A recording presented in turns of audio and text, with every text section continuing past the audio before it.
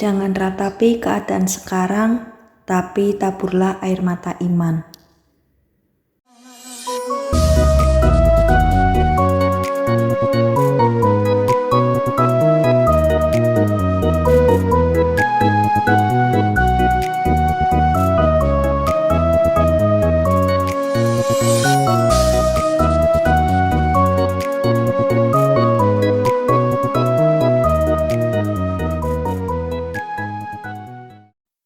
Hari-hari ini banyak orang yang putus asa. Kita nggak bisa cuma main-main dengan pikiran. Nggak bisa.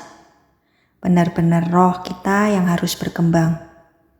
Sekalipun di pikiran kita penuh dengan cerita-cerita rohani, tapi hubungan kita dengan Roh Kudus rasa kering atau hubungan dengan Roh Kudus tidak dekat.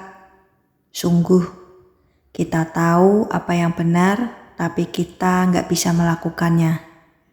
Kita tahu itu salah, tapi tak berdaya. Jangan putus asa ya. Roh Kudus di dalam dirimu itu lebih besar, lebih kuat dibandingkan dengan roh-roh di dunia ini. Dan Dia akan memenuhkan kasih karunia-Nya. Jangan dikit-dikit putus asa, karena Tuhan itu belum selesai dengan hidup kita. Jadi, jangan dikit-dikit menyerah ya. Pagi tadi, aku membaca sebuah renungan tentang harapan masih ada untuk hari depan. Di bacaan Yeremia 31 ayat yang ke-16 sampai 17. Beginilah firman Tuhan. Cegahlah suaramu dari menangis dan matamu dari mencucurkan air mata. Sebab untuk jeripayahmu ada ganjaran. Demikianlah firman Tuhan. Mereka akan kembali dari negeri musuh. Masih ada harapan untuk hari depanmu. Demikianlah firman Tuhan. Anak-anak akan kembali ke daerah mereka. Apa yang dicuri musuh akan dipulihkan oleh Allah. Yang dimaksud cegahlah suaramu dari menangis dan matamu dari mencucurkan air mata, ini bukan larangan untuk kita meneteskan air mata di saat kita berdoa. Yang dimaksud itu adalah air mata putus asa. Janganlah meratapi, apalagi air matanya air mata kekecewaan atau kepahitan. Buat apa kepahitan? Karena ini bukan air mata pengharapan. Tuhan tidak pernah melupakan keteguhan iman kita. Memang kadang-kadang iman tidak instan. Kita bisa beriman secara instan, tapi hasilnya tidak tentu instan. Iman itu percaya dulu sebelum melihat. Iman tumbuh dari pendengaran. Waktu kita mendengarnya muncul iman, gak tentu melihat sesuatu, tetapi iman itu di dalamnya ada kebenaran. Sebab jeraih payahmu untuk sesuatu yang ada di dalam firman akan ada upah untuk ketekunan dan ada upah untuk ketekunan iman. Aku jadi ingat di Roma 5. Pengharapan itu tidak mengecewakan. Pengharapan untuk kita bisa move on ke masa depan. Untuk kita menginjakkan kaki ke hari esok. Kita tidak bisa tanpa pengharapan karena kita diselamatkan oleh pengharapan. Jangan sampai kita kehilangan pengharapan. Ya, orang kalau tidak punya pengharapan itu bahaya sekali. Biasanya gelap mata kan? Contoh yang sering kita dengar. Orang yang dihadapkan berbagai masalah sampai akhirnya bunuh diri. Harapan itu kedengarannya lemah. Iman tuh yang gagah. Salah loh. Sebenarnya harapan itu yang membuat iman itu muncul baru dan selalu muncul setiap pagi dan selalu baru. Masih ada harapan untuk hari depanmu. Jangan ratapi keadaan sekarang, tapi taburlah air mata iman. Jangan ratapi keadaan sekarang, karena keadaan bisa berubah. Jangan keras hati, tapi milikilah sifat yang mudah diajar. Orang yang suka mengeraskan hatinya baik demi gengsi atau tidak terima Tuhan atau sama orang. Ketika diajar Tuhan, dia selalu cari cara untuk mengelaknya atau menolaknya. Tahu nggak sih, kalau orang yang mengeraskan hati itu ruginya apa? Rugi waktu. Tapi orang yang mudah dibentuk itu cepat move on, cepat ke fase berikutnya. Walaupun masalah masih ada. Sekalipun dia belum keluar dari masalahnya, tapi paling tidak hatinya sudah selesai dan sisa hanyalah masalah. Yang jadi masalah kalau di hati belum selesai karena permasalahan mereka bukan permasalahannya. Masalah dia adalah masalah hati. Ini bisa disebut komplikasi rohani. Ini yang membuat sulit ketika kita masuk ke lingkaran setan, gak keluar-keluar dan gak ada keterobosan.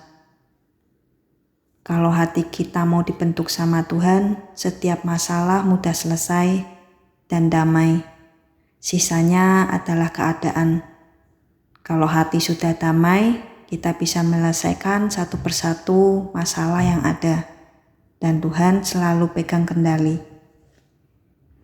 Daripada keadaan baik, tapi kita tidak punya Tuhan atau jauh dari Roh Kudus, hati gak benar sama Tuhan, kita gak tahu dari sudut mana singa akan menerkam. Di Yesaya mengajar supaya kita sama Tuhan tuh jangan keraskan hati, supaya segera selesai. Bukan masalahnya dulu, segera selesaikan dulu hubungan hatimu dengan Tuhan. Dan masalah akan menyusul cepat atau lambat. Lebih cepat daripada lambat karena Tuhan tidak pernah lamban dalam bekerja. Percaya Tuhan sedang merajut yang indah dalam hidupmu. Ingat, Tuhan itu cinta dengan orang yang hatinya mudah diajar. Dan Tuhan dekat dengan orang yang remuk hati tapi mudah dibentuk. Jadi percuma mengeraskan hati. Gak ada guna, rugi waktu iya. Karena apa? Tuhan sudah mau selesaikan keadaan, Tuhan tunggu hatinya. Tuhan mau bereskan kondisinya, hatinya selalu menghalangi. Hatinya orang itu. Daripada komplikasi, aku tahu kalau hatiku beres, aku sudah ada waktunya, tinggal tunggu indah tepat pada waktunya. Lanjut di Yeremia 31 ayat 21 sampai 22. Dirikanlah bagimu rambu-rambu jalan, pasanglah bagimu tanda-tanda jalan. Perhatikanlah jalan raya baik-baik, yakni jalan yang telah kau tempuh. Kembalilah hai anak darah Israel, kembalilah ke kota-kotamu ini. Berapa lama lagi engkau mundur maju, hai anak perempuan yang tidak taat? Sebab Tuhan menciptakan sesuatu yang baru di negeri, perempuan merangkul laki-laki. Ayat ini mengajarkan kita harus berprinsip dulu, jangan tunggu masalah selesai. Jangan tunggu persoalan sudah ditutup. Berprinsip tuh hari ini, jangan tunggu besok. Jangan tunggu nanti. Terus, jangan maju mundur sama Tuhan, tapi yang konsisten dalam ketaatan. Kita jangan pelin-pelan sama Tuhan. Kalau kita belum melihat keadaan kita berubah atau belum menemukan terobosan, taat dulu. Taat itu kebenaran. Taat itu tidak salah. Pokoknya jangan maju mundur sama Tuhan. Kalau kita maju mundur, tidak akan beres-beres. Kayak orang kerja tuh bangun-bangun lalu dilepaskan. Udah dipasang, dirakit, dilepaskan lagi. Udah hampir sampai, balik lagi ke titik awal. Frustasi.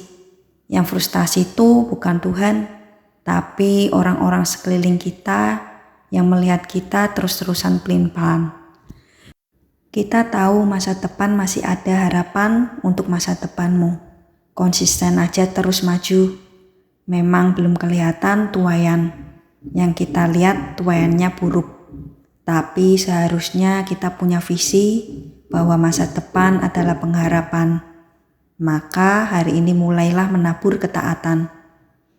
Kita tuh lemah, tapi sewaktu kita taat sama Tuhan dan menabur yang benar, kita akan semakin lebih kuat daripada orang-orang yang di luaran sana yang seolah-olah kelihatan tabah.